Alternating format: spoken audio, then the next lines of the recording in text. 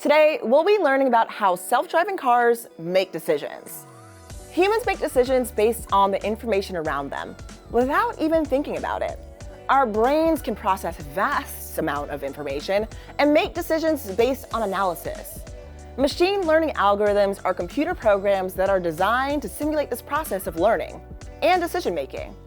These types of programs are at the heart of self-driving cars, so they can make decisions similar to a human driver. In this lesson, we are not exploring the complexities of machine learning, but we are giving you one of the first stepping stones, which is teaching you about conditions and logic. Conditions and logic are the fundamental building blocks you use in code to make your computer make the decisions that you want them to make when certain things happen. Without conditions and logic, self-driving cars would have no rules to follow to act like a human driver. In this lesson, we demonstrate and teach conditions and logic through a project where you customize the alarm system for your backup sensor.